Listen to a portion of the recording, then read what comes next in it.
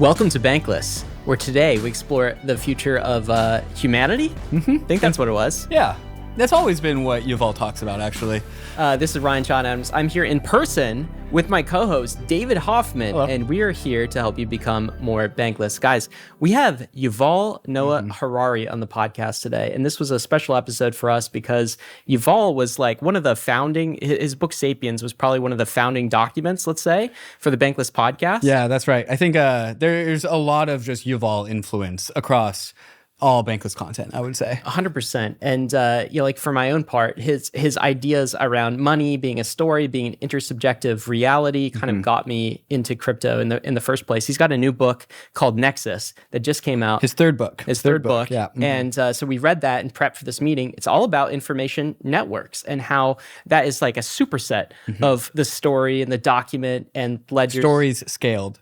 I would say it's stories scaled with technology is how I would define it. Stories scaled with technology. And I think, of course, we think cryptocurrency, property rights systems like Ethereum and also Bitcoin, other crypto assets are one of the most interesting stories. Some of the greatest stories ever told.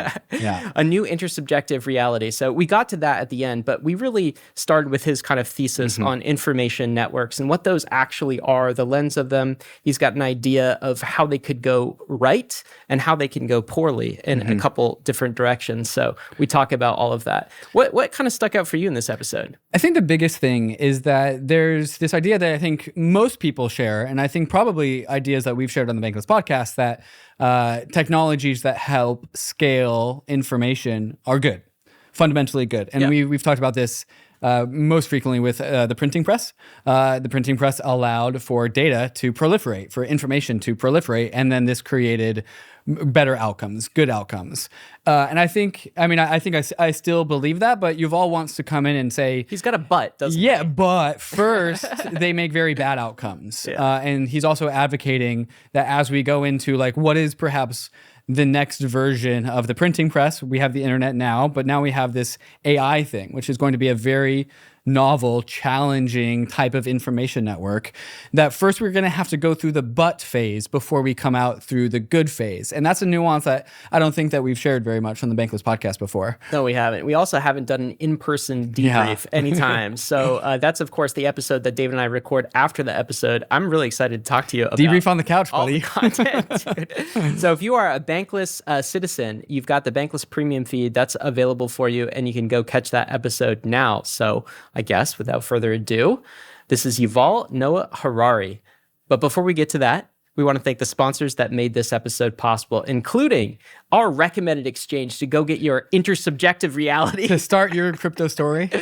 Which is KRAKEN. Go create an account. If you want a crypto trading experience backed by world-class security and award-winning support teams, then head over to KRAKEN, one of the longest-standing and most secure crypto platforms in the world. KRAKEN is on a journey to build a more accessible, inclusive, and fair financial system, making it simple and secure for everyone, everywhere, to trade crypto. KRAKEN's intuitive trading tools are designed to grow with you, empowering you to make your first or your 100th trade in just a few clicks. And there's an award-winning client support team available 24/7 to help you along the way, along with a whole range of educational guides, articles, and videos. With products and features like KRAKEN Pro and KRAKEN NFT Marketplace and a seamless app to bring it all together, it's really the perfect place to get your complete crypto experience. So check out the simple, secure, and powerful way for everyone to trade crypto, whether you're a complete beginner or a seasoned pro. Go to kraken.com/bankless to see what crypto can be. Not investment advice. Crypto trading involves risk of loss. The UNISWAP extension is here. The self-custody wallet, created by the most trusted team in DeFi, UNISWAP Labs, designed to make swapping feel effortless. This extension lives in your browser's sidebar, letting you swap, sign transactions, and send or receive crypto without ever losing your place on the internet. Plus, with human-readable transaction messages, you'll always know exactly what you're signing. Navigate a multi-chain world effortlessly with support for 11 chains like Ethereum Mainnet, Base, Arbitrum, and Optimism. No more chain switching or token importing. All your assets are right where you need them to be. The UNISWAP extension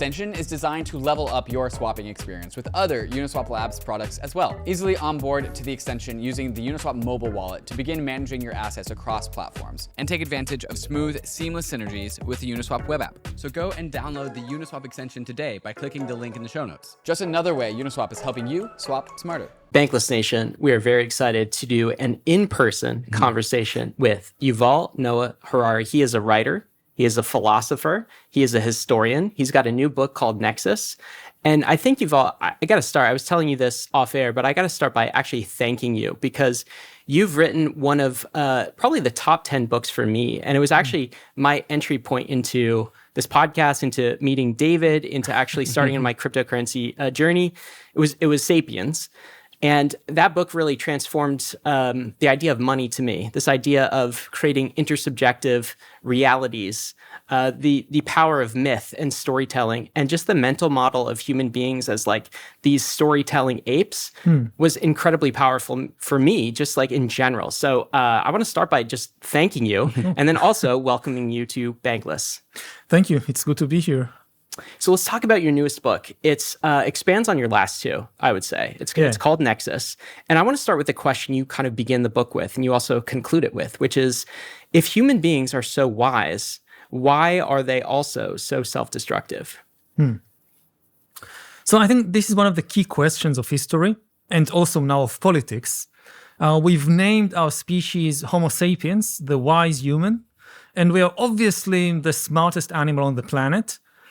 We've reached the moon, we split the atom, we can read DNA, and at the same time, we are now on the verge of destroying ourselves and much of the ecological system, and we have an entire menu of ways how to do it, whether ecological collapse or nuclear war or the rise of artificial intelligence that could endanger us.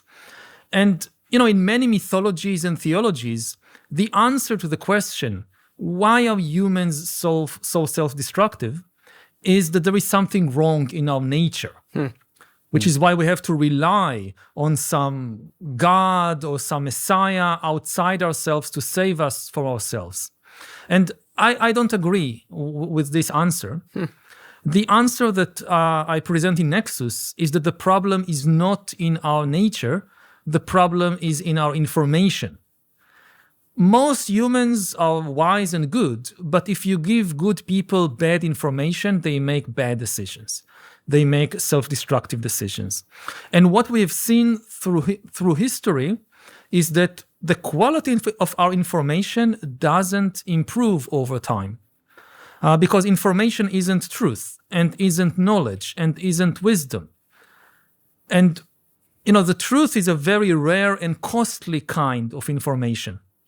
And we've been flooding ourselves for thousands of years with mostly junk information and fictions and fantasies and delusions.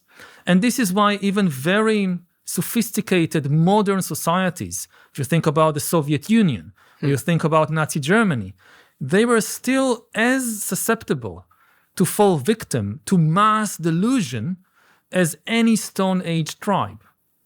So let's talk about seeing the world, because I think your book really sees the world through this specific lens, which is the lens of information networks specifically. And so your entire thesis for this book is it's not nature, it's networks that are the problem, and in particular, information networks. I think when people first come across that phrase, information networks, they might think of something like, you mean it in a much broader way, because they might think of like their corporate IT policy or like network diagrams or something like a religion technical. Is also an information network. Okay, explain it's that. Held together by information, by holy books like the Bible or the Quran, by mythological stories, by commentaries on the holy book, by images. This is what, if you think about what are some of the most successful information networks in history, so Christianity, and maybe more specifically the Catholic Church comes to mind. It's probably the biggest and oldest institution in the world. It's been going for close to 2,000 years. You have more than 1 billion members all over the world. And what holds it together, it's information. And again, it comes in various forms, not only the Bible, but also church law and dogma and images and church music. These are all types of information. And interestingly enough, again, most of this information is not the truth. If you think, for instance, about the most famous face in history, the most common portrait in history is the face of Jesus. Over the last 2,000 years, humans have produced billions and billions of portraits of Jesus, They are everywhere in churches, cathedral, houses, and not a single one of them is an authentic likeness. Yeah, there's no way he looked like that. Because no portrait from his own lifetime has survived, if anybody even bothered to make a painting of him at the time.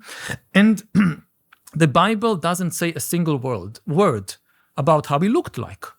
Not a single word in the Bible. Was he tall or short, fat or thin, blonde or black-haired or bald? Nothing, absolutely nothing. All these images of Jesus, they are the product of our imagination. They're all fictional, and nevertheless, they have been extremely effective in connecting together billions of people all over the world over centuries, enabling both good things like building hospitals and charities and so forth, and also bad things like crusades and inquisitions and whatever.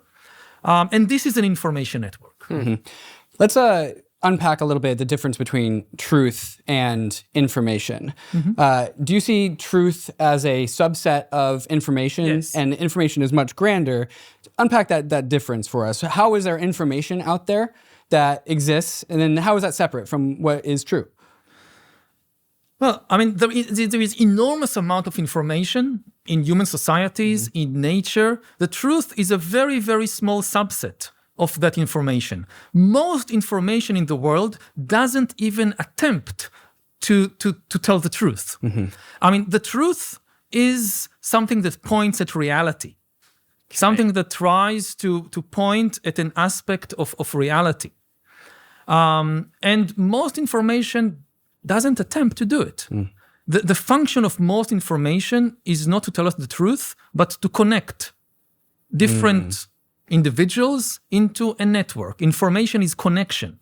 Think, for instance, about a paradigmatic case is music. About music, there is not even, it's not even reasonable to ask, is it true or not? There is no such thing as true music, and there is no such thing as fake music. There has been a lot of bad music throughout history, definitely, but there is no fake music. You know, it's all this talk about fake news. What is fake music? It doesn't mean anything. What music does is connecting lots of people together. You go to church and you have these church music and church hymns and you sing along with all the other congregation. It connects you together. You're a soldier on a military parade and you have these drums and these the trumpets and you march together. It takes a lot of individuals, and military music helps turn a lot of single individuals into a cohesive military unit. You think about clubbers going to a club or to a party. The music connects them. But there is simply it's illogical to ask, but is it true or not? The music. Right. Now, there are some kinds of information that claim to tell us something about reality. They are not trying to construct a new reality, like in a military unit. They are trying to tell us something about reality. Like there is a piece of military intelligence that tells us there are now 1,000 Russian soldiers attacking a position in Ukraine. This is an attempt to point a finger at reality. And it could be true or false. Maybe there are 1,000 Russian soldiers there. Maybe there are just 500. Maybe there are 10,000. So here the question of truth arises. And most of this kind of information is not true. Most of this kind of information that try to point at reality is lies and fictions and delusions and illusions. Why? Because the truth is costly, whereas fiction is very cheap. If you want to produce a truthful report about a military action in Ukraine, or about what happened in the Roman Empire in the time of Jesus Christ, or about the economic situation of a corporation, you need to invest a lot of time and effort and money. It's costly. If you just write the first things that comes to your mind, you just write fiction, that's very easy. You don't need to do any research. And in addition to that, even if you went to the trouble and did all the research and produced this costly and rare type of information, a truthful account, it has two main big disadvantages in the market of information compared to fiction. First, the truth tends to be complicated because reality is complicated. That's part of the cost you pay. It's complication. It's complication. It's very complicated to understand a pandemic, to understand a war. It's so complicated. And people, most of the time, we don't like complicated story. We like simple stories. Now, the truth has to be complicated because most of the time reality is. Fiction can be as simple as you would like it to be. So this is, again, one very big advantage of fiction. Simple. The other thing is the truth tends to be not always, but sometimes painful. Whether it's the truth about myself individually, like this is why we go to therapy, to realize how we hurt the loved ones in our life, how we hurt ourselves. It's not something nice often to learn about ourselves. It could be the CEO of a corporation who learns truthful but painful things about his or her corporations and policies, that they made mistakes, that they are failing, whatever, all the way to the level of a nation that, in an election campaign, a politician who would tell people the truth, the whole truth, and nothing but the truth about the history of our nation is unlikely to win many votes that way, because every nation, whether Israel or the United States or Russia or India, has a lot of, skeletons in sometimes entire cemeteries in the closet that people don't like to acknowledge. So again, the truth is costly, it's complicated, and it's often painful, whereas fiction is cheap, it's simple, can be made simple, and can be made as attractive as you would like it to be.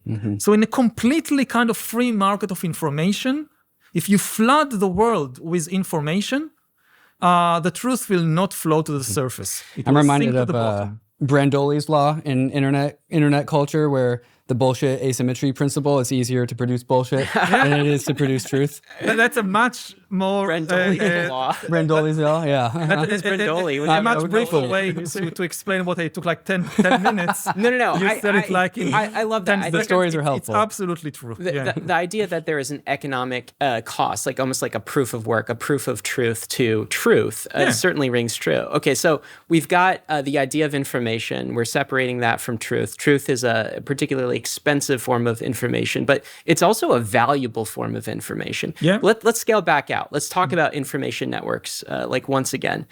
Why do humans create these information networks? What does it help us do? Is there some sort of scale we can achieve with these things? Like, why have we created them in the first place? They are much more powerful. A country with 1 million people in it cooperating can do many, many things that a small tribe with just 200 members cannot. If you go back to ancient times, so if you live in a small tribe with just a couple of hundred people and there is drought, so your small territory is hit by drought, there is nothing to eat, you die of hunger. But if you are a member of a much larger network of 1 million people, spread like in ancient Egypt or whatever, spread over thousands of kilometers. So if drought hits one part of the country, you can rely on other parts of the country to provide you with food. And similarly, if there is a war and you are attacked by the neighboring tribe, if it's just 500 people in your tribe that needs to defend themselves, obviously it's much more difficult than if you can call on the national army that is recruited from a population of 1 million people. It's the same with ideas.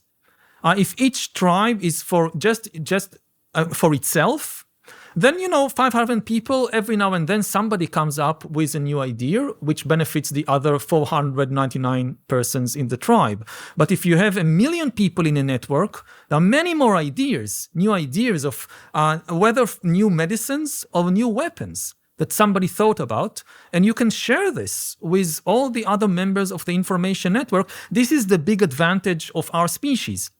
If you think about our kind of humans, Homo sapiens, 100,000 years ago, the world was home to at least 5 other human species. The most famous are the Neanderthals, but there are others. And Homo sapiens did not have bigger brains. The Neanderthals apparently had even bigger brains than us. And on the individual level, there is no indication that our species was superior to Neanderthals. Even today, if you compare us to chimpanzees, yes, there are some things I can do and a chimp can't, and vice versa. There are many, many things that a chimpanzee can do and I can't. And if it would be like a fair fight, you put us both on a lonely island and we have to struggle for survival, I would definitely put my bets on the chimpanzees. Mm-hmm. You know, a chimpanzee is 10 times stronger than the average human. So why do we control the world and not the chimpanzees or the Neanderthals? Because chimpanzees and Neanderthals, they could cooperate only at a level of, say, 100 individuals more, top. Homo sapiens have learned to cooperate in unlimited numbers, thousands and then millions and today billions. And when in the Stone Age, if it's a competition between 50 Neanderthals and 500 sapiens, the sapiens win easily. And if it's today a competition between 50 chimpanzees and 8 billion sapiens who cooperate at least in some fields like science, like the global trade network, you can say that all 8 billion humans on the planet today, they cooperate in some ways. So it's obvious why we control the planet. And it's because we can construct these really big, sophisticated networks of cooperation. And these networks are fueled by information. Mm. I think this is also part of the Sapiens story that I think connected me and Ryan, where after reading this idea that it's this shared story that humans have, was like kind of now seeing the Matrix. Like once you wake up to that fact, just the reality of how humans cooperate is just like fundamentally changed once you perceive this idea of it's all coordination through communication, through data. Maybe you could also talk about the consequences that result once these information networks grow larger and larger. Mm-hmm. A tribe with a shared story of 200 people has different levels of consequences versus when there's 8 billion people here. Yeah. Obviously, if a tribe of a few hundred, a key point to understand is that to create, whether it's tribes or modern nations or churches, you don't do it with the truth. You usually do it with some kind of fictional or mythological story. It's most obvious in the case of religion, but it's also true in the economic sphere. I guess we'll talk about it later, but money is a fiction. Money is not something that points at reality. Money is like music.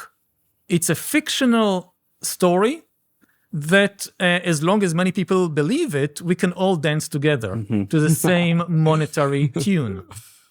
And again, it's very effective in terms of large-scale cooperation, but the danger is that you're connecting people with fictions and occasionally with delusions and lies, and this can have very dangerous consequences. And we see it again, like in the 20th century, that you can create an extremely powerful and sophisticated information network like the Soviet Union, which is held together by extremely delusional ideas about humanity and society and economics.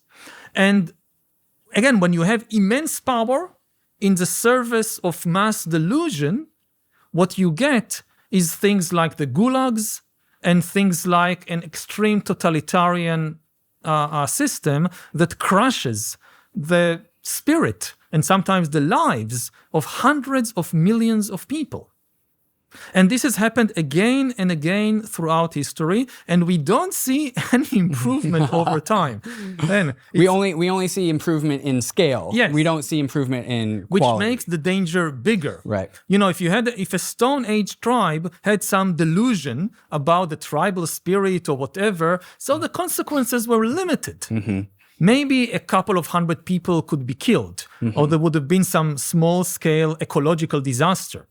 But in the 20th century, and even more so in the 21st century, when we have nuclear weapons and AIs and industrial technology, the consequences can be millions and millions of dead people and even the annihilation of human civilization itself. For most of history, even if you think about, the Roman Empire or the Mongol Empire, Genghis Khan could not destroy human civilization. Right. It could cause massive slaughter, but eventually people would pick up the pieces and start again. With the type of technology we have developed over the last 100 years, if we make a big mistake, or if some of us make a big mistake, this could be game over. You sort of wonder what Genghis Khan would have done with the nuclear launch codes when you replay that counterfactual in history. Let's not do that. We're going to go through kind of a brief history of these information networks in a second. But before we do, there's another thing I think we want to set up that you set up in your book, which is, I'll call these the two villains of the book. These are kind of negative attractor basins, or like failure modes for how information networks can go wrong. And so the first villain is the naive view of information. And these aren't actual villains, these are idea villains, let's say.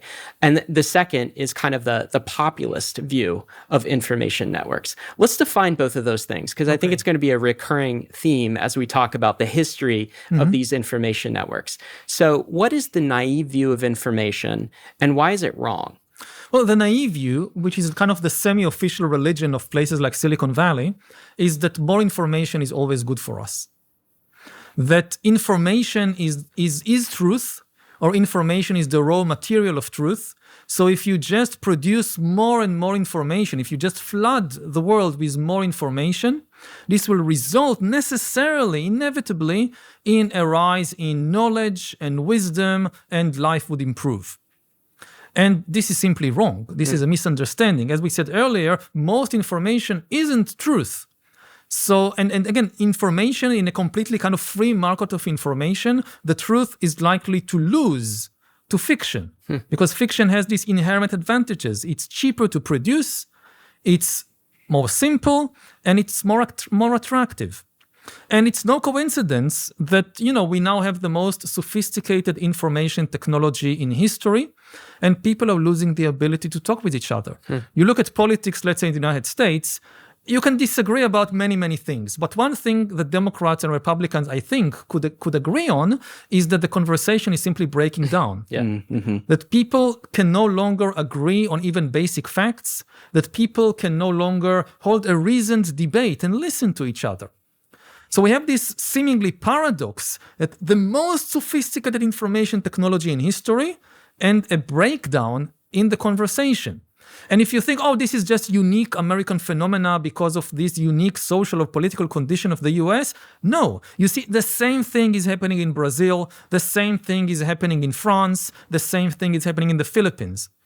So the problem is not in the unique politics or social situation of a specific country, but of the underlying information technology, which is based on this naive view that we just need to increase the volume and speed of information and everything would be okay. And again, this is a lesson that should have been learned many, many centuries ago, because every time a new information technology appears, you see the same thing. I hear people in Silicon Valley give these historical examples, like the way that the print revolution led to the scientific revolution.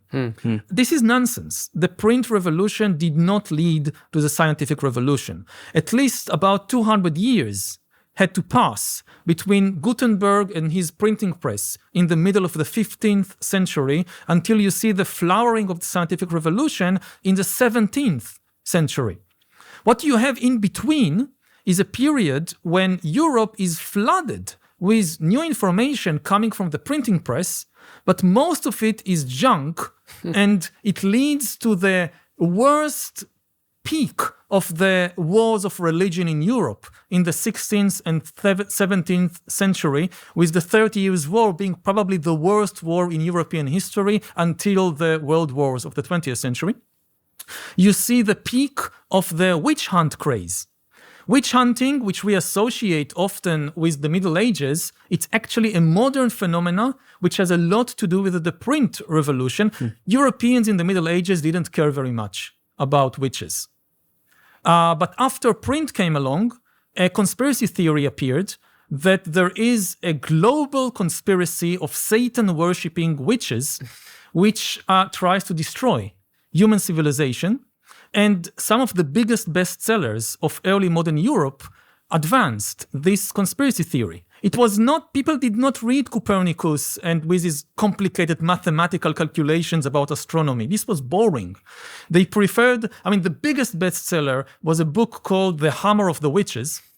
And just to give you a flavor of what this book was like, there was a chapter in The Hammer of the Witches, again, biggest bestseller in the late 15th century Europe, about how witches steal penises from men. So this is like 1500s fake news. This is 1500 QAnon fake news. QAnon. And it's like, they bring evidence. Like the author, Heinrich Klemel, who was a completely deluded and mentally unstable person, but he shaped the world with the printing press, with his book. He tells the story of a man who wakes up in the morning to discover that his penis is gone. Nightmare scenario. So he goes to the village witch because he suspects that she stole his penis. And then the village witch, he manages to kind of coerce her, bring me back my penis.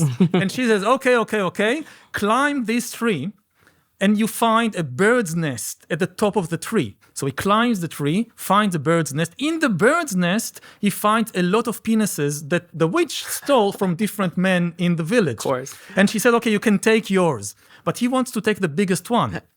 So she tells him, no, you can't take that one. This one belongs to the parish priest. Now, this was #1 bestseller. Was this meant Europe. to be a story, or is this meant to be truth? This was supposed to be truth. This was supposed to be truth. There is a dangerous conspiracy of Satan-worshipping witches. They kill children. They have these cannibalistic orgies. They worship Satan. They summon hailstorm. Like the last hailstorm in the village that destroyed your crops, this was because of the witches. Very entertaining, though. I would read that book. It led to the murder of tens of thousands of people in the most unspeakable way. This was the fuel of the great Europe, of the big European witch hunts, when people were burned at the stake, tortured. Like one case which I explore in Nexus is the case of the Pappenheimer family, a family in Munich, in Germany, around 1600, that was arrested for allegedly being witches. And you have a mother and father and 3 children, and they start the inquisition, the interrogation of the family, by taking the youngest member, a boy, 10-year-old boy, Hansel, and torturing him until, in again, unspeakable ways, until he incriminates his mother, saying, yes, she is a witch. And then with this confession from the 10-year-old boy under torture, they break the other family members, and then they execute all of them, including the 10-year-old boy. As witches. So, you read The Hammer of the Witches, and sometimes you feel like laughing because of all the nonsense in there. But then you need to remember, people took it extremely seriously. And, it reached eventually also America. The Salem witch hunts, one of the kind of founding scenes of American history, it starts with these books that spread these outrageous ideas that people took seriously. So this is all in a very long answer to what is the naive view of information. The naive view of information, let's invent a printing press, it would print a lot of books, the books will spread information, people will become wiser. No, in a competition, in a free market between Copernicus, with his mathematical equations about how the moon and the earth are moving, and the Hammer of the Witches, with all these conspiracies about Satan-worshipping cannibalistic witches that steal penises from men, it's obvious who is going to be the bestseller. So if it's only about, if you don't have any mechanism to tell the difference between reliable and unreliable information, and to give a leg up to the reliable information, then flooding the world with more information is not a good idea. So more information is not necessarily more truth, and certainly won't be more truth unless there's some sort of mechanism, institution, something that pays the economic cost to translate that truth into, or translate that information into truth and get a picture of reality. Okay, well, let's park that idea because I think we'll come back to it throughout the rest of our conversation. Let's go to the other end of the spectrum, which is if we have there's a naive view of information out there, which is like more is better. There's another view of information out there that you think is equally kind of like wrong-headed, which is the populist view of information. And so what is the populist view of information? I get the sense that this has to do with kind of like the idea that information is power. It's all about power dynamics. So explain that, and why is that incorrect? The populist view, which you hear on both the right and the left, it's also in a way the Marxist view. It's one thing that people like Donald Trump agree with Karl Marx on, is that information is just a weapon in a power struggle. Whereas the naive view is very, very naive, this populist and Marxist view is very, very cynical. Yes. It tells us that the only thing humans care about is power. Any human interaction is a power struggle. So whenever somebody says something, this is just a weapon. They are trying to get something by saying it. If a scientist or a journalist or a judge or anybody says something about anything, asking whether it's true or not is a mistake, because nobody is interested in the truth. No journalist cares about the truth. No scientist cares about the truth. These are all conspiracies of various elites and various cabals that want to gain power. And they use truth claims. They claim to be telling the truth, but they are not interested in it. So every time you read an article in a scientific newspaper, every time you hear something on the news, you need to ask whose interests are being served, whose privileges are being advanced. You don't ask, is it true? Because there is no truth. And this is a view, again, interestingly enough, you hear it on the extreme left, all the way from Marx to Foucault to the people who follow them, and you hear it on the right. I would say, Yuval, I feel like there's probably people listening who are shaking their head, because what you just said, this cynicism, David and I call it often like the spirit of nihilism, is kind of the spirit of the age, really. That's true. I mean, people are like, yeah, of course it's like that. These are all power games and power. So I will tell these people, start by looking at yourself. Are you a power-hungry demon obsessed only with power? Is power the only thing that interests you in life? Not my good days. Yes, people are interested in power to some extent. That's true. In every institution, in every family, in every relationship, to some extent there is a power struggle. But is this the only thing that happens? Is this your view of humanity is so dark and cynical? If you look at yourself, you would say, no, I'm not like that. Yes, I want power to some extent, but I'm also deeply interested in the truth. I want to know the truth about myself and the world.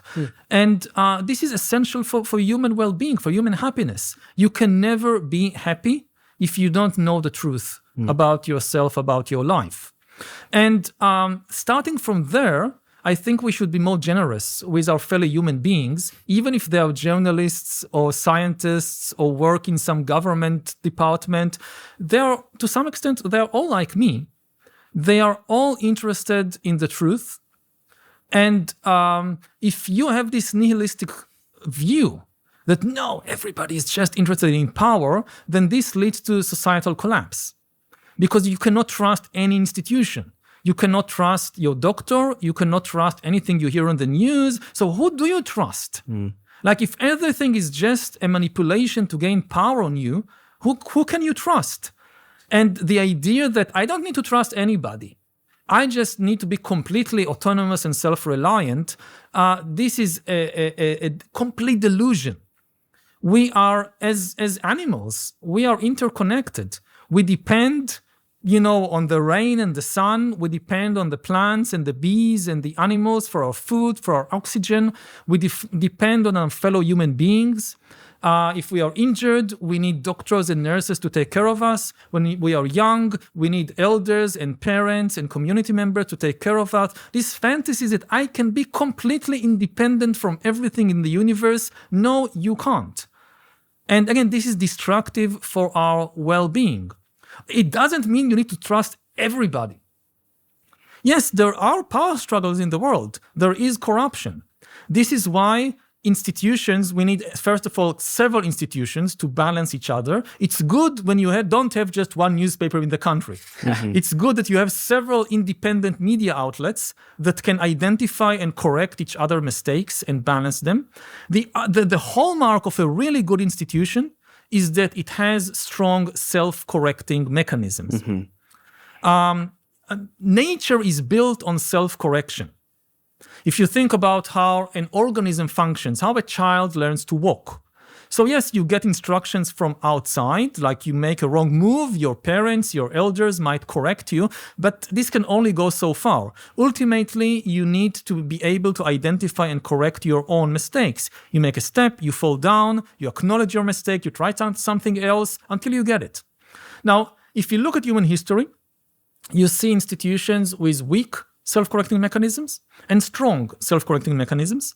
And I would advise trust institutions with strong self-correcting mechanisms. How do you know? Ask them if they ever make a mistake.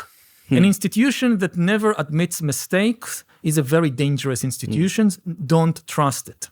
And if you compare, for instance, a church with a scientific discipline or with a scientific journal, so a church is usually built on the assumption of infallibility. We never make any mistakes. Our holy book doesn't contain a single error. It doesn't contain a single lacuna. All the information humans need, all the truth human needs is in there, and there is no way to correct it. If you think about the Bible, for instance, there is no way in the Jewish or Christian religion to correct mistakes in the Bible. To take an extreme example, maybe, in the Ten Commandments, the 10th commandment endorses slavery. People often don't think about it, but there is an endorsement of slavery in the Ten Commandments. Commandment number 10 says that you should not covet your neighbor's field or ox or slaves, which implies that God is perfectly okay with people owning slaves. He's just angry if you covet the slaves of your neighbor. No, this is not good. Now, and even though we've changed our views on slavery since the Iron Age, since the first millennium BCE, when this text was written, there is no mechanism in the Bible to make any change, any amendment in the text. This in contrast to, for instance, the US Constitution, which also originally endorsed slavery, but the US Constitution included a mechanism to correct its own mistakes. It's not an easy mechanism, but it's there, and therefore the amendment to the Constitution later banned slavery. There is no 11th commandment in the Bible that says, well, if there is some mistake in the 10 commandments, if you have a 2/3 majority, you can change it. No mechanism. Now, if you go now to science, science is all about these amendments and corrections. Scientific journals only publish corrections. They don't, if Einstein already said something, there is no point repeating it. You would publish a new article in a journal of physics only if you either discovered a mistake in Einstein's theories, or you discover the lacuna, something that Einstein missed, didn't know that you expand on his theories. And it's baked into the incentive structure of the institution. This is very important to understand the incentive structure of institutions. In a church, for instance, or in a political party, you usually advance up the ranks by agreeing to what the elders before you said. If you start as a parish priest, you can get all the way to being pope without deviating a single inch from what the popes and theologians and bishops before you have said. You just confirm, yes, they were all correct. Everything is correct, you can become pope. In science, it doesn't work like that. The only way to get tenure and a professorship and eventually maybe a Nobel Prize is by publishing new articles and books and, publish or perish. And the only way that a prestigious scientific paper like Nature or Science or Cell would agree to publish your paper is if you uncovered a mistake in a previous theory or you uncovered a lacuna. If you publish a paper that says Einstein was absolutely correct, you will not get a Nobel Prize for that. We know that. We know.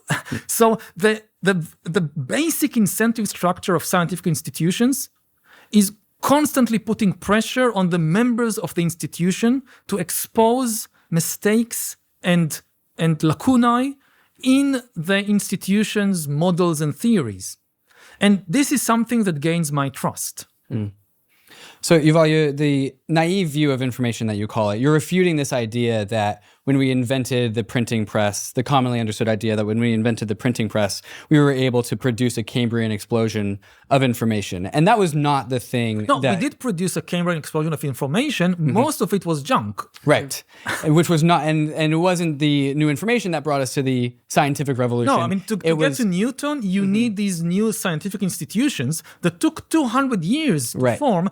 Newton appears at the same time that you have these first scientific publications that when they publish something, they ask not how many people would buy this, but what evidence do we have that this is true, and what new knowledge, what corrections and lacunae that are exposed by this new book by Newton.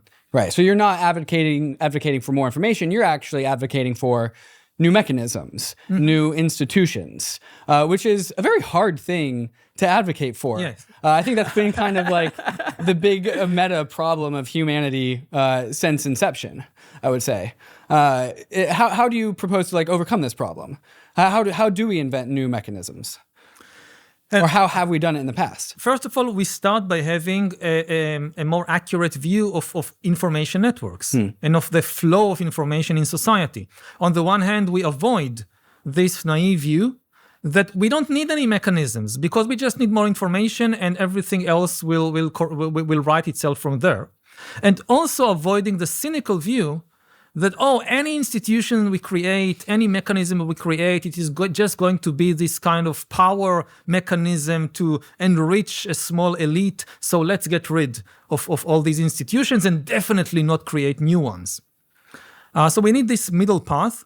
And creating good institutions is an extremely difficult and very often unheroic and boring thing to do.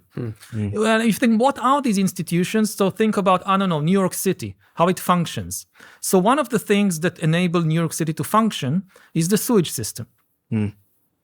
And I think the sewage system is a very good example of a good institution, but something that is difficult to create and to maintain. When I hear people talk about, the deep state, I think about the sewage system. This is the deep state.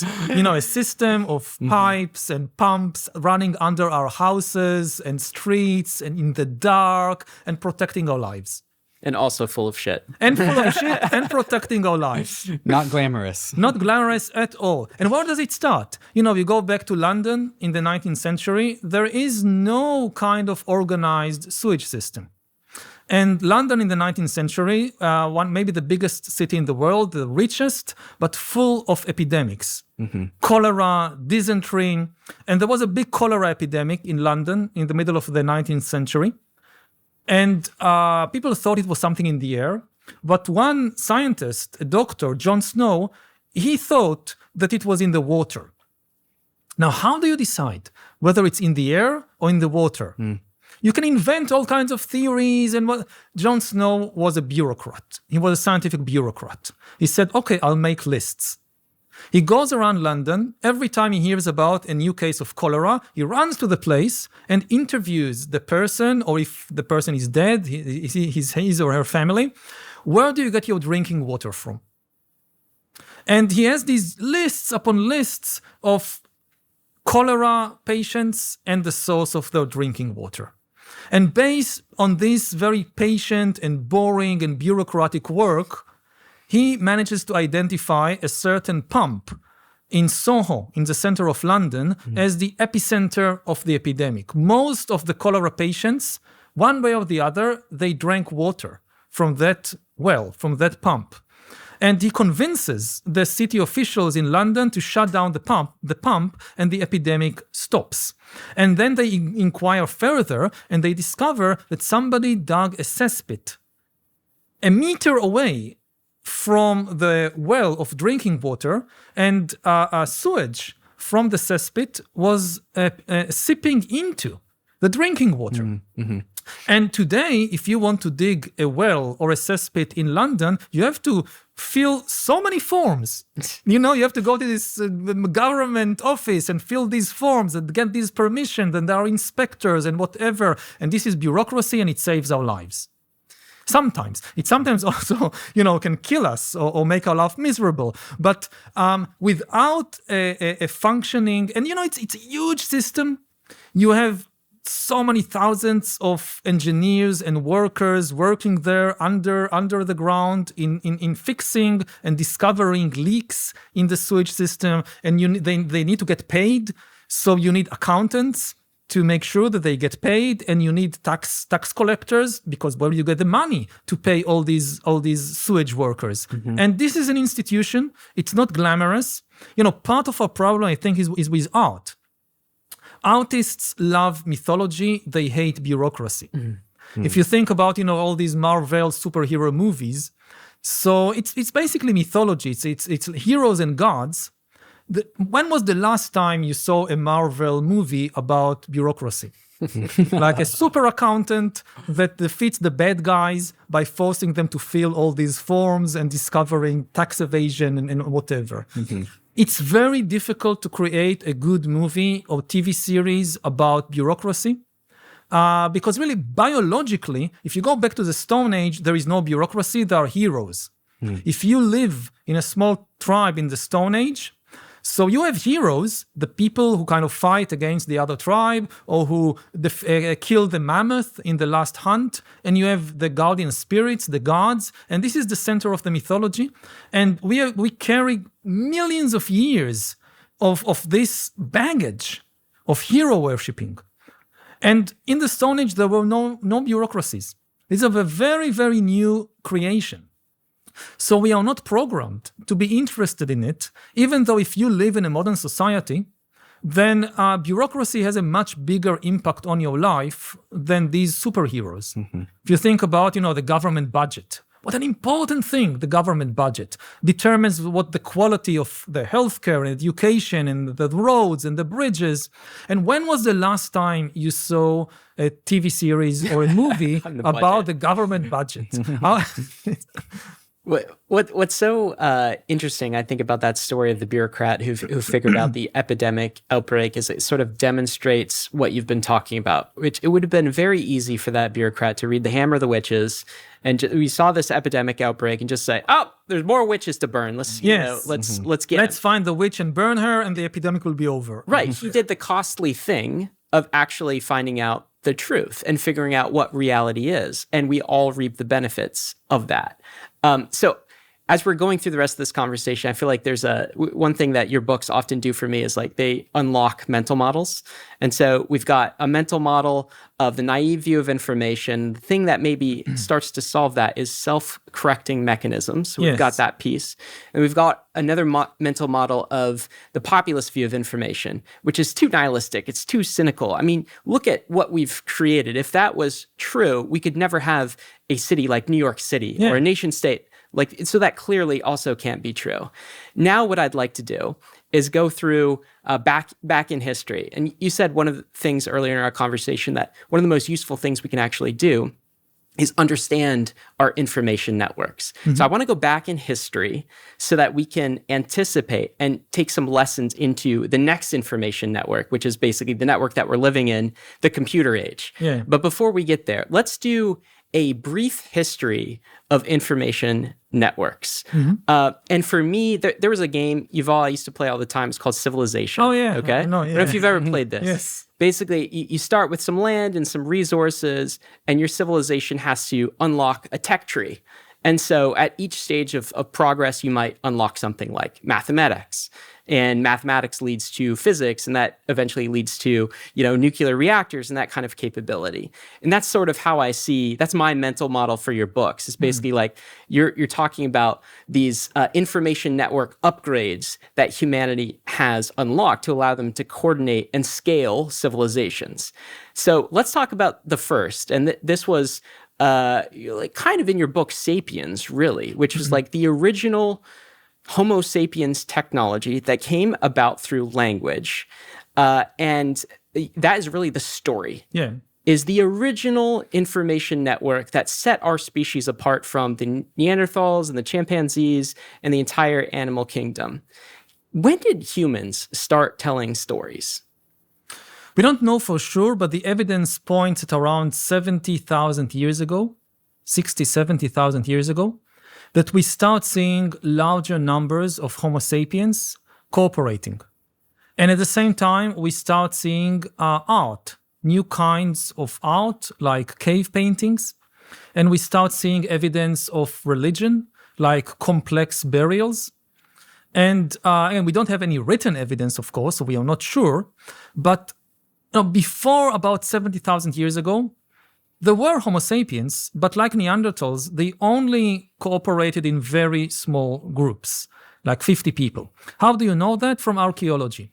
You look at the tools made by Homo sapiens and Neanderthals from about 100,000 years ago.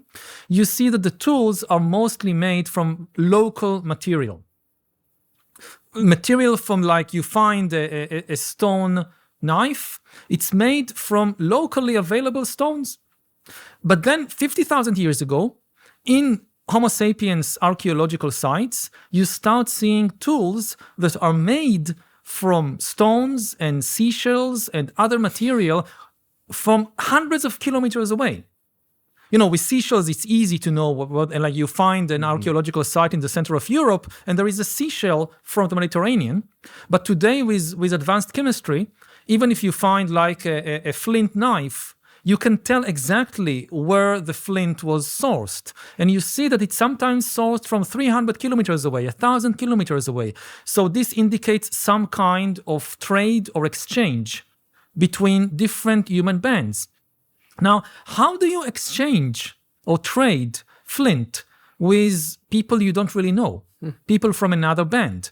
You don't see chimpanzees do it. You don't see evidence for that with Neanderthals. We think about trade as something natural. Oh, of course, it's good for me, it's good for you, let's trade. If that was so, why is it that no other animal except Homo sapiens trades?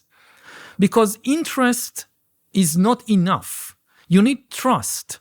In order to trade with somebody, you need to trust them. Now, the biggest question in trade and in much of human history is, how do you trust strangers? It's easy to trust your own band members, family, friends. How do you trust strangers? And this is where stories come. Stories are a technology to create trust between strangers. Like, I believe in this big spirit, you believe in the same spirit. I don't know you personally, but because we both believe in the same spirit, I trust you.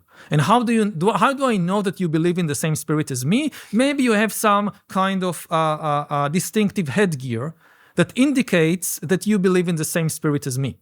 So now if you log on the streets of New York, you will see it.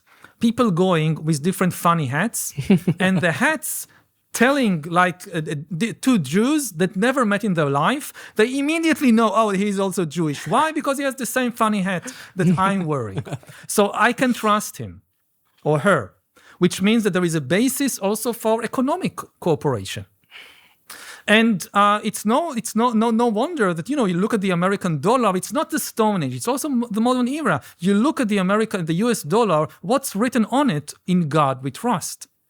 There is no dollar without some god or some mythology. So like in China, they don't have God, so they have Chairman Mao on all their renminbi. And in Mao, we trust. He's the ancestral spirit. And if I trust Mao and you trust Mao, we can cooperate. That's what's so fascinating about these stories. You have this concept of the difference between subjective reality and intersubjective reality. And I think that's a really important differentiation. So subjective reality would be something that a reality inside of my own head as an individual.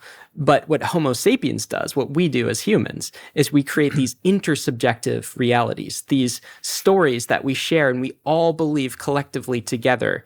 And we use these to coordinate on things. And when you say stories, I just want to make this clear. You're not just talking about mythologies, fairy tales, this type of thing.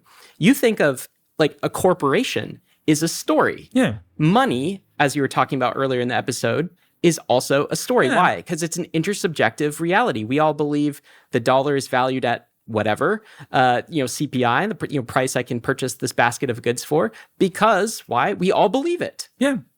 It has no objective value. I mean, you can't eat or drink a dollar. There is nothing useful you can do with it.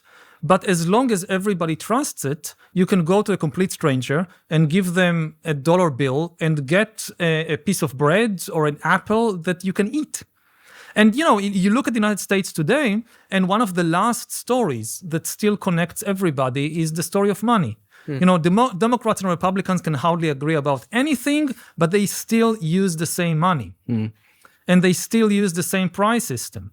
They can still agree on the price of a gallon of gasoline. They don't even think about questioning it. It's not like one party's like, we're going to create our own, unit, and it's going to be the called Republican dollar and the Democratic dollar, and we can't think what would happen if this would be the case. I mean, then we really see societal collapse. If people can no longer trust and in many ways, money is the most successful story ever told. Agreed. Because it's the one story that almost everybody believes and agree on. And if this goes, then it's really chaos. So there's two aspects of a good story that I want to get your take on. One is scale. One reason why money is such a good story is because it scales. You can go successful. I mean, good or not depends what you do with it, but Right. it is very successful. Right, it's very successful, yes. And so one successful aspect is like how far can the scale? If you take a dollar to basically any country in the world, you can generally trade it for what it's worth. Yeah. Successful story. And then there's also an idea of like how aligned with truth that story may or may not be. Perhaps the Constitution of the United States is a story that's more aligned with reality than a religious document. How do you think about like the qualitative nature of like whether these stories are good or not? The basic question is whether the consequences are harmful, whether it creates more misery and suffering and violence in the world, the story, or whether the story helps us to alleviate suffering. So again, you think about a religious story. It can be used for both purposes. You can use religious ideals and mythologies in stories about Jesus in order to inspire people to be more compassionate, to donate to charity, to build a hospital. And then it doesn't matter if what they tell you about Jesus is true or not, or if the image, the portrait of Jesus that hangs in your house, whether it's a true liking of the actual man who lived in the Galilee like 2,000 years ago or not, doesn't matter. If it inspires you to help people, then it's a good story.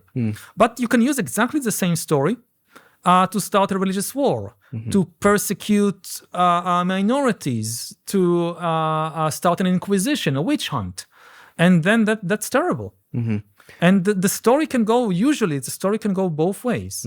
New projects are coming online to the MANTLE Layer 2 every single week. Why is this happening? Maybe it's because MANTLE has been on the frontier of Layer 2 design architecture since it first started building MANTLE DA, powered by technology from EigenDA. Maybe it's because users are coming onto the MANTLE Layer 2 to capture some of the highest yields available in DeFi, and to automatically receive the points and tokens being accrued by the $3 billion MANTLE treasury in the MANTLE reward station. Maybe it's because the MANTLE team is one of the most helpful teams to build with, giving you grants, liquidity support, and and venture partners to help bootstrap your MANTLE application. Maybe it's all of these reasons all put together. So if you're a dev and you want to build on one of the best foundations in crypto, or you're a user looking to claim some ownership on MANTLE's DeFi apps, click the link in the show notes to getting started with MANTLE. Have you ever felt that the tools for developing decentralized applications are too restrictive and fail to leverage advancements from traditional software programming? There's a wide range of expressive building blocks beyond conventional smart contracts and Solidity development. Don't waste your time building the basics from scratch, and don't limit the potential of your vision. CARTESI provides powerful and scalable solutions for developers that supercharge app development. With a CARTESI virtual machine, you can run a full Linux OS and access decades of rich code libraries and open source tooling for building in Web3. And with CARTESI's unique rollup framework, you'll get real-world scaling and computation. No more competing for block space. So, if you're a developer looking to push the boundaries of what's possible in Web3, CARTESI is now offering up to $50,000 in grants. Head over to CARTESI's grant application page to apply today. And if you're not a developer, those with staked CTSI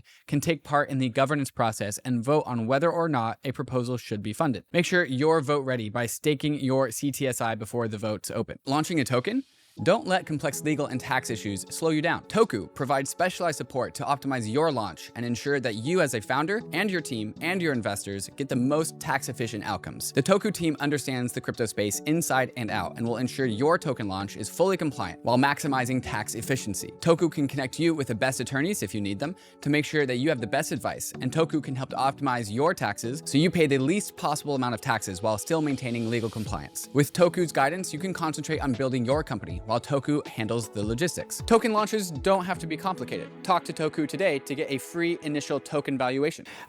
We've been talking about information networks, and this is the subject of your most recent book, Sapiens, talks about stories. How do you differentiate between story and information network? Are these the same things? Are they different somehow? Story is just one, it's kind of the original information technology of Homo sapiens, but after that we came up with additional information technologies.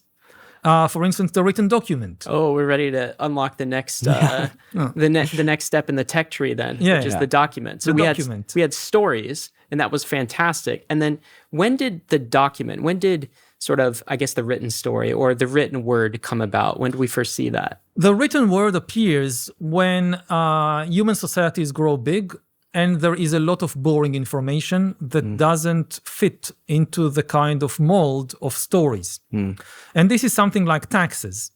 Bad story. I don't enjoy that story. David hates that. You can use a very inspiring mythological story to explain to people why they need to pay taxes, why they need to pay the church or the king or whatever. But to actually have a taxation system, it's not enough to have this mythological story. You need very long lists of who owns what and who owes what, and she already paid her taxes and he didn't, and so he has to also to pay a fine. And this is a lot of data, which is in the shape of a list, not of a story. Right. And even though it's crucial to our existence, if you live in a large society, it's just boring.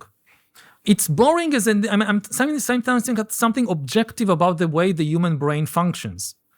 Because we evolved for millions of years as mammals and apes in social communities, we are very interested in the kind of dramas of heroes and villains and the struggle. But we never had, until a few thousand years ago, to deal with a taxation system. So even though it's extremely important, if they had a recitation on television of the tax records of the United States, who would watch it? and so you can't do a taxation system just with stories. And this is where documents were invented. Documents were the written document was invented not in order to write down our mythologies. This came much later. It was invented to write down ownership, right, and to write down taxes. And the original invention was very simple in technological sense. It was basically just playing with mud. The first writing system developed in Mesopotamia, what is today Iraq, about 5,000 years ago. It's on clay tablets, and clay is just mud, really, just a glorified name for a certain kind of mud. And they discovered that if you take a reed or a stick and make imprints in the mud, you can preserve these boring lists instead of in your brain that can't hold them. And this is the birth of the written document. And it leads to a major revolution, social, political, economic. If you think about ownership again, what does it mean to own a field? If you live in a society without written records, then to own a field means that all the neighbors in your community agree that this is your field, and they don't graze their goats there, and they don't pick fruits there without your permission. So ownership is a communal affair. It's a communal agreement, which means on the one hand that it limits individual rights. You can't sell your field to somebody else unless the community agrees, because the community defines ownership. It also limits the power of distant authorities, like a king in some distant capital. The king can't know who owns what field in every distant village because there are no records. So it's very difficult to build these centralized authoritarian kingdoms. Yeah, the information didn't span very well. Yeah. It's an agreement between a couple of neighbors. How would the king know who owns what and how much tax everybody should pay? Then you have the written document, and ownership changes its meaning. Now to own a field means that there is a piece of dry mud which says that this field is mine. And today it's the same. To own a field or a house today means that there is a piece of paper or there is some electronic data which says that this field is mine. That's it. This is ownership. Now, on the one hand, it potentially increases individual rights because now I can sell my field to somebody without getting the permission of my neighbors. He or she gives me, I don't know, some gold, and I give them this piece of mud or this piece of paper, and now they own the field. That's it. So it increases individual freedom. At the same time, it also increases the power of distant authorities because now the king can know who owns what. In thousands of distant villages, he has an archive with all these dry pieces of mud recording who owns what, and this is the basis for a taxation system, and he can tax everybody and pay bodyguards and soldiers, and you see the rise of the first centralized authoritarian kingdoms and empires in Mesopotamia and ancient Egypt around the same time. So like with every information technology, it's very important to realize it usually goes both ways. The same technology can liberate us and the same technology can enslave us depending on what we do with it. It can either liberate us or save us, but it certainly or does enslave us. Enslave us, but it certainly does in either case scale us. Like in terms of our capability and our power. I want to dive into that a little bit more because, as you can imagine, like on Bankless, we are pretty much obsessed with this story of what you just described of kind of like money and property rights, and to see how it originated, where we had these stories that were kind of myths. And that translates from human to human very easy. You can recall it. You hear a good story, you want to tell someone else. You can memorize it. What documents unlocked for us was all of the boring side of things. And so one of our first writing technologies that we created in Samaria is the cuneiform tablets and the ledger. And so from these lists, from this ledger, we essentially are able to create new intersubjective realities like property rights, like credit. Oh, you owe me something? Usually it would be in a small tribe setting, it would be reputational. Okay. Yuval owes me such and such because I did Y favor, right?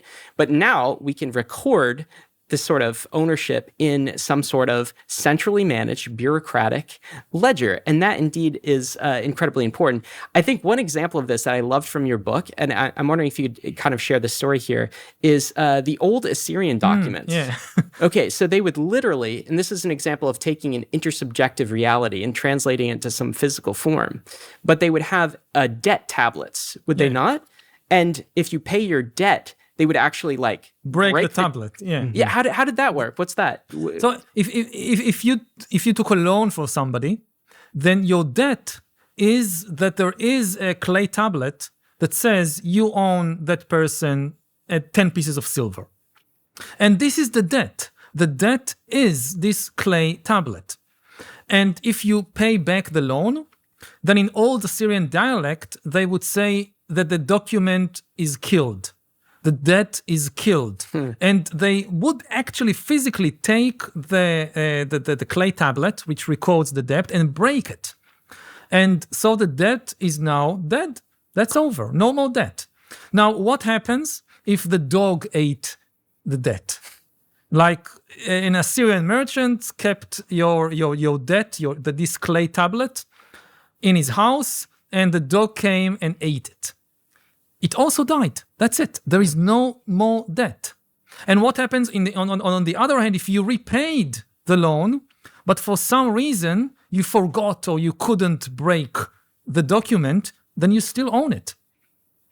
And again, it may sound strange to us, but think today, again, a simple thing like money, if you have a $5 bill and the dog ate it, that's it. These $5 are gone. So the debt is not something that, it's not that you have the document and the document points to something in reality. There is a debt out there in the world and the document simply points at it. No, the document is the debt. And if you destroy the document, there is no more debt. And this happens many times. You see it in rebellions, in popular revolts throughout history. One of the first things that the rebels do is to destroy the central archive. Because they know if we burn all these papers that record our debts, the debts are gone. So, Yuval, we're entering into a new era of storytelling. I use ChatGPT almost every single day. And when I prompt it, it spits me back information. It spits me back out data, which I then generally kind of assume as truth unless it's especially critical and I got to go double check it. But these are the new mediums that we are now operating in the 21st century. And so we have all of these lessons that you have taught us from the past in Sapiens and now also in Nexus about the ways that, information networks scale either for better or for worse. Yep. Can you carry this lesson forward into this age of AI, where we now have these new technologies, which are fantastic at processing information in one particular way, but we're still going to run into some of these very similar problems that we've run into in the past. What are your concerns about as we run into this age of like silicon and AI?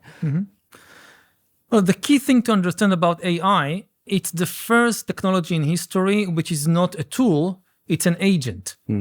I mean, everything we created before, tablets of clay or printing presses or radio sets or atom bombs, these were tools that we decide what to do with them.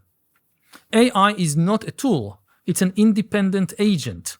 The very definition, how do you know, like today everything is, they say it's AI. How do you know if something is really an AI? If it can make decisions by itself and create new ideas by itself. And this has enormous positive potential. It could lead to the best healthcare system in history, to the best education system in history, to the best transportation system in history. If you replace human drivers with self-driving vehicles, I guess you could save 1 million people every year. But every year, about 1.2, 1.3 million people die in car accidents. Most of them are caused by human error, like a driver drinking alcohol and driving or falling asleep at the wheel. This is something AI won't do. So it has enormous positive potential. It also has enormous negative potential because, and this goes back to the issues of power, we are losing power. Every previous technology gave humanity more power. This is the first technology that potentially takes power away from us because it increasingly makes the decisions about us and shapes the world according to its view of the world, not according to our view of the world. If you think, for instance, about ownership. So AI is not going to be one big computer somewhere. It's going to be millions, maybe billions of agents everywhere.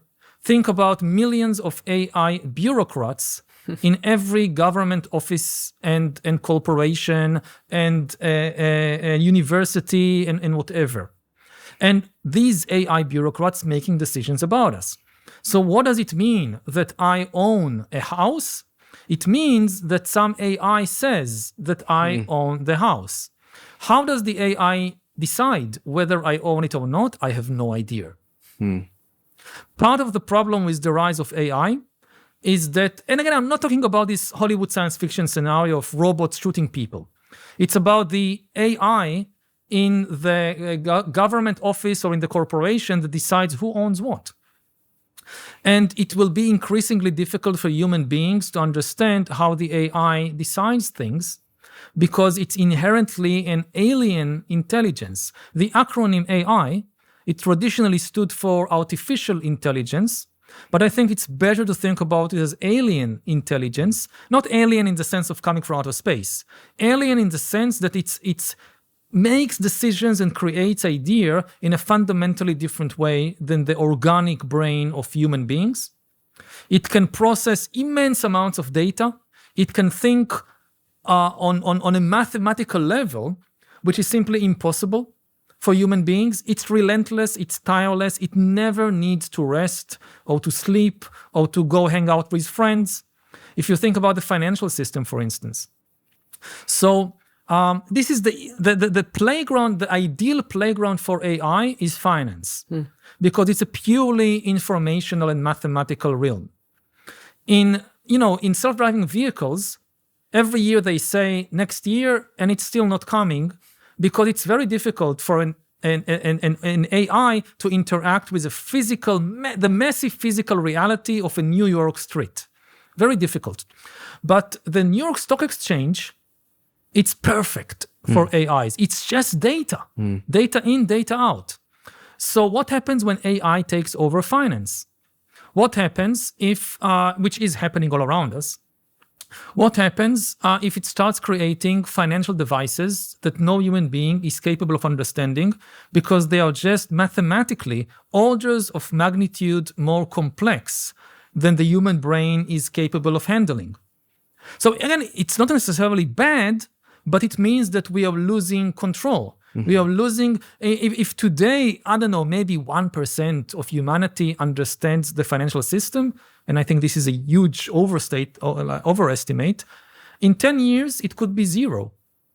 That because of AI, the financial system just becomes so complicated that it doesn't matter how smart you are or where you went to college or whatever, it's just beyond the human capacity.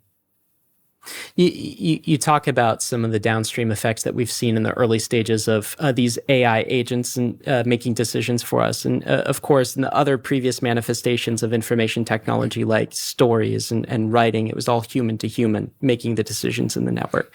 Now we have another entrant, which is some AI making decisions. And you talk about this idea of social media engagement algorithms being sort of the dress rehearsal for future AI agents. And basically, they are trained to just give you the most engaging piece of content that will capture your eyeballs for just like one more minute. And we've sort of seen how that's gone. It's created a lot of fast food style content for us. So we've got that problem as kind of a dress rehearsal. And then we also have another problem as we enter this computer digital age, which is mass surveillance. Yeah, that's a huge problem. You take the Soviet Union in the 1930s and you just extrapolate that forward. Imagine if Stalin had the capabilities of AI agents and all of this digital data and the ability to kind of like monitor you. So there are these two almost attractor basins. There's kind of the chaos and anarchy type of attractor basin. If you just let things go wild and you have this naive view of information. And then there's kind of maybe the autocracy attractor basin of mass surveillance and how terrifying that can be. But since we've learned earlier in this episode, you think the way out is basically self-correcting mechanisms. I guess my question to you is, all right, we're in this computer age now. What types of self-correcting mechanisms can we add to this process? Like, no one's working on it. There's not necessarily a market incentive to create a new scientific institution as we did in the wake of the printing press. But like, what can we do? Do you have any ideas here for what type of self-correcting mechanisms might work and how we should go about even finding out what they are? And the answer is boring, which is institutions. Because again, I mean, there are various regulations we can think about today and which we can discuss, like forbidding AIs to pretend to be humans. That's a very, very important regulation we need yesterday. But these specific regulations are not going to be enough because we are just at the very beginning of the AI revolution. We haven't seen anything yet. I mean, if you think about writing, so we are now in ancient Mesopotamia when the first geek thought about putting a stick on a piece of mud and say, this can make some imprint here. I mean, and you have thousands of years of developments ahead of you with writing. And we are in an analogous situation right now. That ChatGPT and all that, this is the first primitive generation of AI. But the AI revolution moved much, much faster than the writing revolution. And so we can't anticipate what will be the threats and opportunities of AI in 10 years.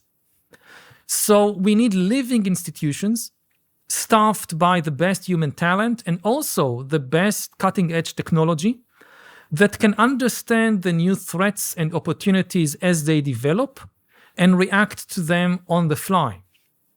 We can't anticipate in advance. If you think you can anticipate in advance how AI will develop, it is not AI. It's still basically limited to your brain capacity. A real AI is something that can learn and change by itself. Yes, we created the first. It's like you have a baby. So yes, in one way you created this baby, but a baby means something with a capacity to learn and change by itself in ways that the parents cannot anticipate and control. And this is now the situation with AI. So there is no alternative, speaking from a historical experience, to the difficult and boring job of either updating existing institutions or creating new institutions that will be able to deal with it. Just putting trust in pure technology is very dangerous. It assumes that the technology is infallible. That the technology will never make any mistake. And this is terrible. I mean, again, the basic assumption about AI is extremely powerful, but it's not infallible. I know, Yuval, we don't have much time left in this conversation. We've gotten kind of to the end point of where we are in modern history and the recognition that we need self-correcting mechanisms and sort of new institutions. Probably that the old institutions in the computer age won't help us out very much. Governments are slow, they're difficult, they might do the wrong thing. So the question that humanity is faced with is, what are these new institutions? There is a class of bottom-up mechanisms and institutions that I feel like classically liberal democracies have depended on previously. These are things like the US Constitution, of which you speak very highly of in your book, right? Enshrinements of freedom of speech. What is freedom of speech? Well, that is a self-correcting mechanism for societies. Or, things like markets, free markets, and the ability to sort of, if this market is not serving you, then you exit. We also think that encryption can be part of the bulwark against digital surveillance. If every citizen had the ability to encrypt all of their data, well, then third-party totalitarian dictatorships couldn't actually extract it from them and spy on them. This is kind of the project, really, of cryptocurrency.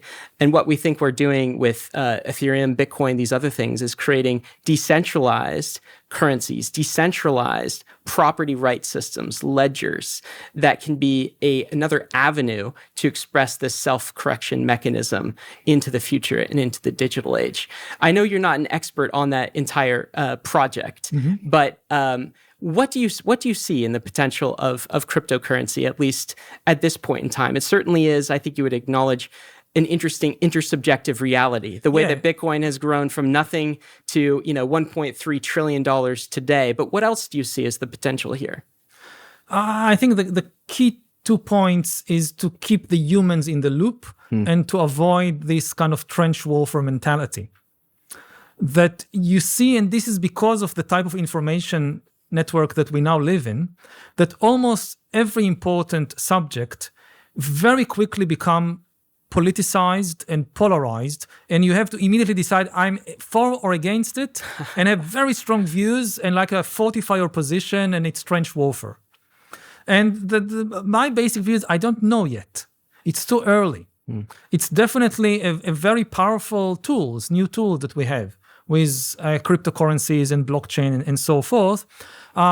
Based on historical experience, my guess is that it can be used for good or for bad. Again, if you think about blockchain, for instance, so it sounds democratic, like 51% of users basically decide what reality is, but users are not humans. What if you have a blockchain system in which the government has 51% of users, as is the case in some countries today in the world? So this is then it becomes a tool of totalitarian surveillance and control like never before in history. At the press of a button, the government can change the past if it is 51% of users. So, and don't rush to conclusions. And because the technology, every technology is fallible, this kind of technological utopianism, we just need to find the right gadget and it will solve the problem of all these fucked up humans. That's again going back to these ancient mythological stories that something is wrong with human nature. So we need intervention from outside humanity. We need some god, we need some magician, some spirit that will save us from ourselves. And that's a very dangerous and irresponsible idea. I wouldn't trust any of these kinds of magic technologies to by itself solve all the problems, because technology itself is fallible. So we need to construct a system in which humans are still in the loop and they are able, if we create, I don't know, some cryptocurrency and we put a lot of trust in it, a lot of weight on it, and something goes wrong, there is still a human institution that can identify, look, this is going in a very dangerous direction, and we need the ability to change it or to stop it. And if you only trust the technology, that's very dangerous because we don't have a lot of experience with these new technologies. So to anticipate in advance where it will be in 5 years, with humans, yes, with all their problems and faults and weaknesses, at least we have, thousands of years of experience with them. So we know what to beware of and how to handle it. I wouldn't throw away all this experience and then just put all my bets on a new and really untested technology. Yuval, this has been fantastic. And I know you take the longest view of history here. So you're going to let this crypto blockchain experiment play out a bit more before you weigh in. I'll share a personal hope, which is that your next book, 8 years from now, 6 to 8 years from now, I don't know what your writing schedule is on, but hopefully by that time we have some more proof cases for the self-correcting ability and the way to check basically AI centralization forces with blockchain tech. So we'll see about that. I think there'll be a world of centralized blockchain technology and decentralized technology, and the decentralized one is the thing to pay attention to. So maybe I'll end with kind of your impassioned plea at the end of this book, which is we need to do the hard work to commit ourselves to the rather mundane work of building institutions with strong self-correcting mechanisms. And the idea from your book that I took away was, if you fix the information networks, you can fix the world. Yuval, thank you so much for being with us on Bankless. Thank you. Cheers.